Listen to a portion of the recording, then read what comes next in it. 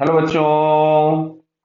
यहां दिया गया है graph as shown in the figure below describe the motion of ball rebouncing from a horizontal surface released from the point above the surface. Assume that ball collides each time with the floor inelastically. Inelastic का मतलब है कि हर बार जो रिबाउंसिंग speed होगी वो कम हो जाएगी, तो हर बार बॉल का अटेन्ड हाइट कम हो जाएगा। प्रैक्टिकल कोलिजन, जैसे किसी बॉल को आप प्रैक्टिकली छोड़ दीजिए तो जैसा मोशन होता है वो इन इलास्टिक कोलिजन के केस में होता है।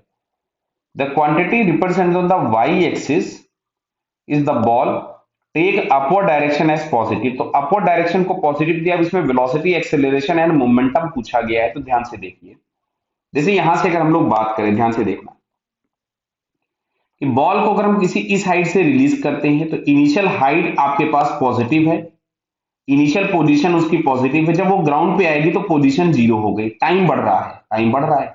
यहाँ टी बराबर जीरो था, यहाँ पे कुछ भी टी बराबर टी1 हो जाएगा। फिर ये बॉल यहां से रिबाउंस होकर के ऊपर जाएगी।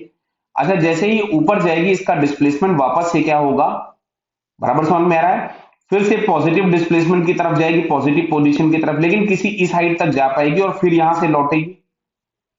अच्छा, अगली बार जब कोलाइड होकर के वापस जाएगी तो आपकी बार और कम हाइट तक जा पाएगी। क्या समझ में आ रहा है? तो ये प्रोसेस हम लोगों को समझ में आ रहा है। तो अब यहां से देखिए, जैसे पहला वाला इन्होंने दिया है डिस्प्लेसमेंट, तो हर बार हम लोगों को दिख रहा है कि जैसे इस वाले पॉइंट पे थी पहले डिस्प्लेसमेंट, यहां मतलब जो पॉजिटिव डिस्प्लेसमेंट था वो कम होकर के जीरो हुआ, यहाँ पे जीरो हो गया।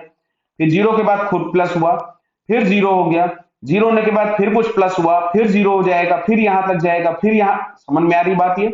यानी आपको क्या दिखेगा कि हर बार डिस्प्लेसमेंट कम होता जा रहा है और फाइनली जाकर के डिस्प्लेसमेंट जो भी होगा वो आपके पास जीरो हो जाएगा, अगर हम लोग इसको कुछ भी पॉजिटिव पोजीशन ले रहे हैं। क्लियर है ये? तो यहां से खैर हमको डायग्राम तो समझ में आ गया कि आंसर हमारे पास डिस्प्लेसमेंट वाला ही होगा। चलो फिर भी हम वेलोसिटी, एक्सेलरेशन, इन सारी चीजों को चेक करते हैं। अब सुनना, अगर हम लोग वेलोसिटी की बात करते हैं, बात को समझना, अगर हम वेलोसिटी की बात करते हैं तो वेलोसिटी बार बार प्लस माइनस हो रही है। देखिए उन्होंने बोला हुआ है take upward direction as positive, तो पहले वेलोसिटी निगेटिव है और निगेटिव होने के बाद वेलोसिटी फिर हो गई पॉजिटिव।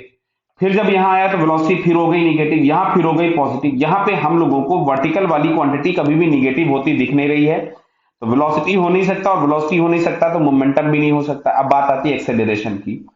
तो अगर अपवर्ड डायरेक्शन उन्होंने प्लस लिख रखा है तो एक्सेलरेशन ड्यू टू ग्रेविटी तो हमेशा ही नीचे लगेगा, तो वो हमेशा निगेटिव होना चाहिए। तो और यहाँ पे ग्राफ कभी भी निगेटिव नहीं हुआ। क्लियर?